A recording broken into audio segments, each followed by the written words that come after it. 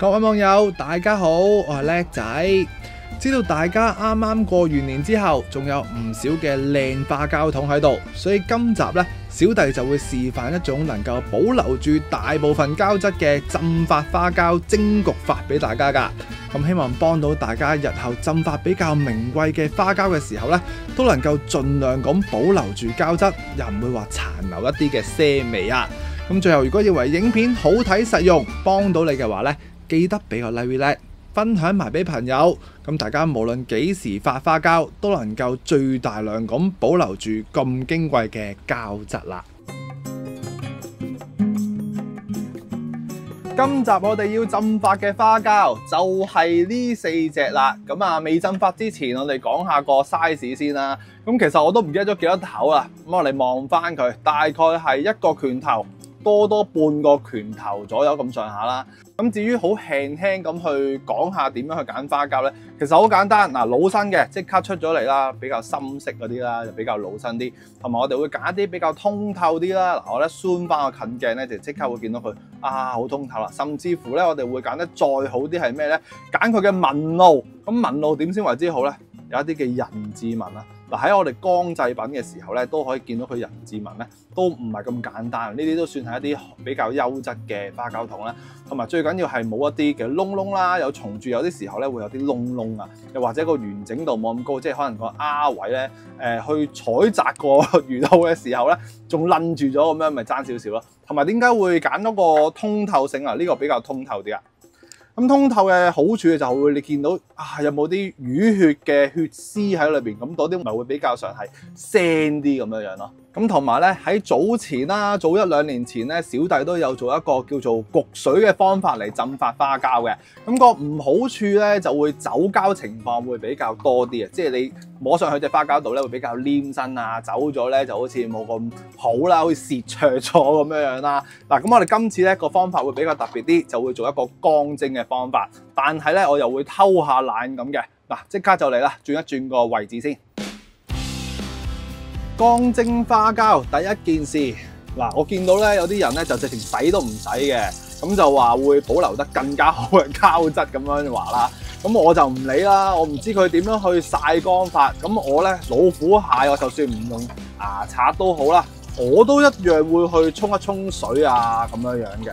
係啊，咁啊大家自己去取捨啦，人哋點樣去曬法你唔知噶嘛。咁啊，你洗都唔洗嘅，咁啊直接攞去浸啊焗啊，咁就唔係咁好啦，我覺得。咁我建議大家咧，都係先洗一洗佢，會安全啲、乾淨啲啊！哇，真係好似黃金一樣喎！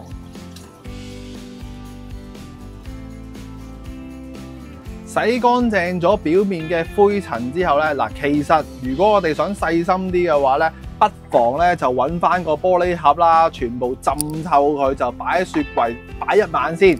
咁啊，直到佢咧會去到一個比較上係軟身啲，你接得埋嘅階段先咧。咁蒸起上嚟咧就會更加之快啦、均勻咁啊。但係小弟咧今次由於時間嘅問題咧，就唔整咁多啦，因為我都急住想食佢啊，所以建議大家，如果你有一隻係好靚嘅花膠，記得浸1晚水先至好蒸焗啊。咁我哋咧跟住就要準備啲菜碼先啊。咁蒸焗嘅配料咧，不外乎2樣嘢。第一樣咧就係青蔥，有多冇少，同埋記得一樣嘢咧，我哋想佢就做一個好啲嘅一個穿透性啊。咁啊，逢係蔥白嘅地方咧，我哋要拍鬆佢。係啦，咁啊切翻一啲段啦。咁啊，就算你連個頭咧，個蔥頭呢啲咁嘅平時我哋唔要嘅位置咧，都可以留翻佢嘅。咁啊，擺埋一邊先。咁啊，之後我哋準備翻一片薑啦，咁啊剔除一啲嘅腥味。咁我哋切啲薄些少會好啲啊。係啊，咁啊有些少嘅技巧嘅。OK， 嗱咁上下啦。咁啊最緊要一樣嘢係咩咧？呢啲叫薑片。咁我哋要將佢進一步咧，就叫做一個拍薑。咁啊，起碼到拍到佢咧鬆鬆地咁啊 OK 啊。咁啊，目的都係一個啦，就係令到咧啲水蒸氣一陣蒸嘅時候咧，就可以穿透呢一塊薑咁去出嚟啦。係啊，咁啊拍鬆佢 OK， 又唔使好似我咁拍到爛晒嘅。咁上下啦。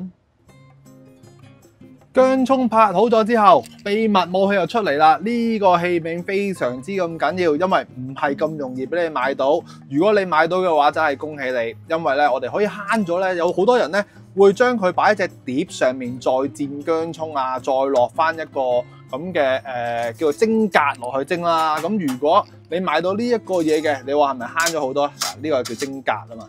係啦，咁啊，要嚟懟起隻碟咁樣樣啦。咁如果我哋買到呢個疏窿機咧，越係多窿又密嘅，咁啊，你越係容易穿過呢啲薑葱啦。嗱，咁我哋好均勻咁放呢啲拍薑落去，係啦。跟住之後咧，頭先啱嗰啲葱啦，我哋拍過嘅薑葱，咪特別容易俾啲水蒸氣穿過佢嚟去焗佢咯。OK， 嗱，咁我哋做好咗個裝咯，之後咧就放埋呢啲花膠桶上去，咁啊最緊要咧，唔好話將佢搭埋一齊咁咯，要俾翻些少嘅鬆動佢先得嘅。OK， 嗱，咁啊放得佢靚靚仔仔，我哋就可以攞去蒸焗噶啦。見到啲水大滾狀態，好多煙冒起嘅時候咧，嗱即刻就可以蒸焗啦。咁水咧記得一定要充足嘅水啊，因為咧如果你啲水唔充足咧，啲水蒸氣亦都唔夠啦。咁啊，比蒸魚嘅水量一定要多1倍左右啦。嗱，即刻咧嗱呢個表演嚟啦。如果你冇呢個嘢嘅，咁啊唯有係用一個鑊啦，咁啊落翻個格西啊。嗱，如果你有呢個嘢嘅，咁就好舒服，同埋咧你啲窿窿買嘅時候咧，啲窿窿越係疏氣疏得好啊，大窿咧就會更加之好啦。嗱，見佢冚冚聲啲煙出晒嚟嘅時候咧，即刻咧就可以冚蓋啦。咁呢一個 size 嘅花膠桶咧，一般嚟講咧，我蒸焗15至到20分鐘都 OK 啦。咁我哋開始啦。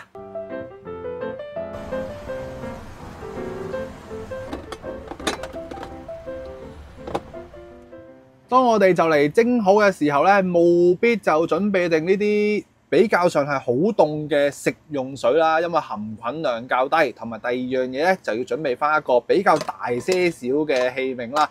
咁我話強烈建議一定用玻璃烹㗎，因為傳熱速度咧會比較快。同埋最緊要係咩咧？我哋逢係浸發海參啊、花膠咧，都千祈唔好有油分，因為越係有油分咧，會阻礙到佢嘅浸發，會發到佢爛啊咁樣樣，或者發唔起咁嘅。所以一定要乾乾淨淨啦，冇油分啦就 OK 啊。咁啊即刻加翻啲水先。咁如果你有啲冇雪水嘅話咧，你都可以用冰水嘅。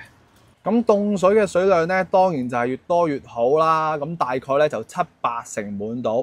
咁水量越多嘅好處咧，就可以盡快咁幫隻花膠急凍，以免佢走膠嘅情況咧走得太過多，亦都可以防止佢繼續喺度烹煮啦。薑葱蒸咗15分鐘之後嘅狀態，即刻嚟望一望佢先，因為而家咧都比較得意嘅，你會見到佢咧零零舍舍咧縮咗好多啦，同埋咧用薑葱嚟去蒸嘅話咧，佢個味道咧係非常之咁香。嗱，而家個奇蹟就出現啦，有冇見到佢啲花膠咧係縮咗水啊？嗱，呢一個係正常嘅反應嚟嘅。咁我哋捏落去嘅時候咧，已經係去到一個咩狀態咧？軟身嘅狀態嚟嘅，係啦。所以我哋急起上嚟咧，又未必下下都話要浸水浸一晚咧，先至去蒸咁樣樣嘅。咁啊睇情況啦。嗱，我哋啲急到死嘅，咁啊冇辦法啦。嗱，而家嘅狀態，我而家鐵砂掌咁示範一次俾大家睇，蒸15分鐘都可以做到呢個效果嘅。咁啊紋路非常之咁突出啦。呢啲就係頭先啱講嘅人字紋啦。係啊，越係有人字紋嗰啲就為之靚啲啊咁。嗱，咁我哋即刻咧就要去攞去急凍先啦。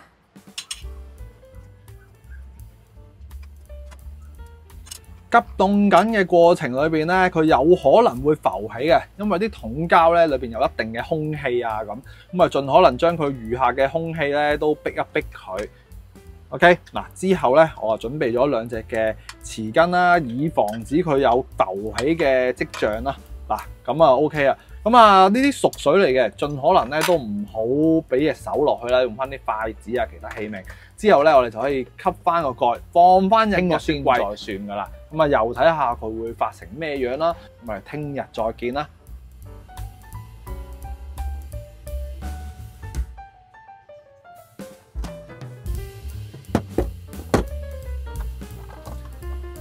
各位網友午安啊！嗱，呢度足足咧就喺雪櫃度浸咗24小時噶啦，因為就係尋日我喺2、3點鐘開始浸啦，咁啊浸到今日咧，而家都係2、3點鐘嘅。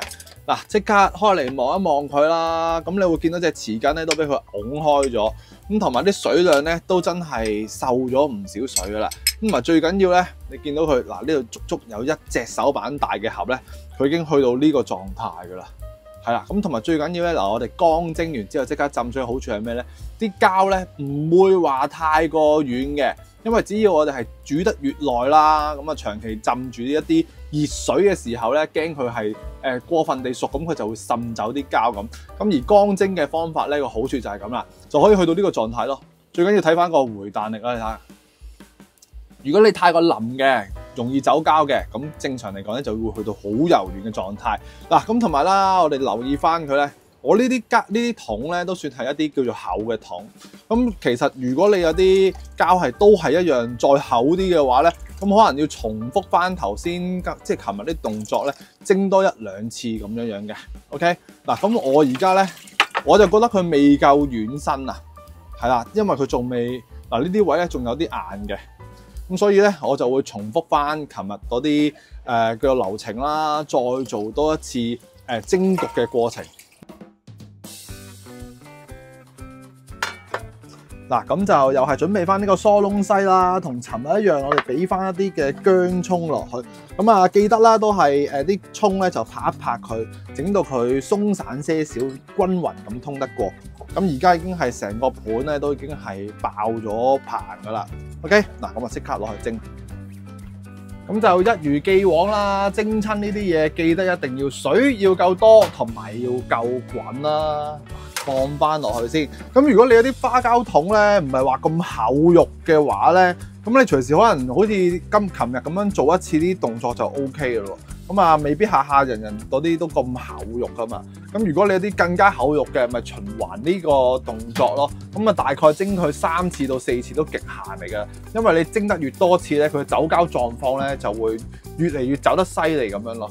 嗱，咁蒸嘅時間咧，其實你大概係10分鐘至到15分鐘左右啦。咁啊，當然就係水滾開始計啦。OK， 嗱，咁我就蒸多15分鐘啦。一邊我哋喺度蒸到啲花膠桶就嚟夠時間嘅時候咧，咁我哋就同琴日一樣準備翻一支冰凍嘅飲用水啦，同埋咧嗱比較特別，我會用翻一個大啲嘅器皿落去浸水啊，咁發出嚟嗰個花膠桶咧就會更加之均勻啦，大隻咁噶，咁我哋就加翻啲冰凍嘅水入去先。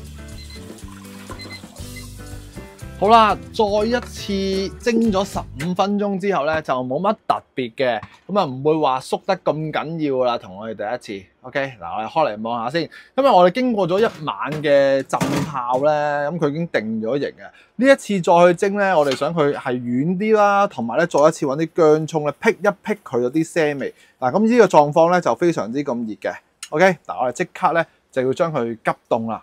而家咧，你都會聞到好香嘅薑葱味啦，同埋都會聞到有花膠嘅味道㗎。嗱，咁如果你有啲係薄身嘅花膠桶嘅話咧，基本上你一次都得㗎啦。咁如果你有啲直情好似我咁一個拳頭多一半嘅，咁我哋咪再蒸多一次咯。基本上咧，嗱我自己覺得啦，呢個 size 蒸2次 OK 㗎啦，再去發水咁就已經夠晒軟㗎啦。嗱，咁我哋放咗落去咧，大家都會見到佢咧，都同呢個pan差唔多 size 啦，咁同埋咧都會有啲嘅浮力啦，咁同埋而家再蒸咗第2次水咧，已經去到一個軟身嘅狀態㗎啦。所以如果你有啲係薄身嘅花膠桶，千祈唔好蒸咁多次啊。OK， 嗱咁我自己覺得差唔多啦。咁啊，大概呢個狀態啦，仲有啲比較深色嘅位置咧係硬身啲嘅。OK， 嗱咁我自己咧就會浸多大概係8個鐘頭以上啦，或者如果你係今次係11、2點鐘做嘅，咪聽朝已經可以用得噶咯喎。OK， 嗱咁我哋8個鐘頭啊，今晚再見啦，應該就會大隻好多噶啦。咁啊記得擺翻喺雪櫃度，咁樣去浸法就會安全好多啦。今晚見啦！各位網友晚安啊！而家係11點25分，現時嘅氣溫係9度，所以咧都相當之凍啊！咁啊呢幾日天氣咧都會驟降，大家記得着翻件衫啦。嗱，嗱，即刻咧即係有8個鐘頭咯，晏晝3點鐘焗水焗到而家噶啦。咁同埋我呢度咧準備翻一隻原本嘅 size 咧，嗱，即係半拳頭啊嚇。咁啊即刻望下咩環境啊！咁而家已經又大隻咗好多咯喎。咁其實我哋最緊要睇佢咧，一嚟睇佢大唔大隻啦，二嚟咧就係要睇下佢有冇走膠。咁何謂走膠都係啦，我都喺呢一集裏邊都講幾次，就係講緊佢黏唔黏身啊嘛。咁其實你黏唔黏身咧，你摸上去你會見到嘅，係啦，有冇啜身啊？會唔會過分地軟啊？咁而家呢度一日就24小時啦，加多8個鐘頭啦浸咗。咁呢度足咧就係32小時嘅浸法咯。咁啊而家咁長啦，一隻手板大咁多，咁啊肥仔咗啊咁啊，做翻個對比都有1倍噶啦。咁就預祝大家大成功啦！咁我哋用呢個蒸法咧，咁啊可以去到好乾爽咯，摸落去啊聽聲咧都聽到佢，唔會話好似浸水嗰隻方法咁絕手嘅。OK， 嗱咁我就攞晒出嚟，印乾晒水之後咧就可以。如果你想保存得好啲嘅，先用保鮮紙印乾晒水，再用多一個保鮮袋，再去密封佢，咁就已經 OK 咗噶啦。如果你唔係咁快食嘅，擺翻喺急凍櫃嗰度急凍。咁啊，最好咧1個月以內你就好快啲食咗佢啦。如果唔係咧，佢啲纖維咧就唔會話好似而家咁爽彈噶啦。咁今集嘅避免走膠嘅浸法方法就嚟到呢一度啦。咁啊，希望幫到大家日後浸法靚花膠嘅時候咧，都冇咁走膠，亦都浸法順利啦。咁啊，如果中意今集嘅影片，記得俾個 like，分享埋俾朋友。咁啊，往後無論幾時浸法花膠，都唔會話咁容易走咁多膠啦。下一集我哋繼續一齊煮一齊嘆，下條片再見，拜拜，係時候要瞓覺啦。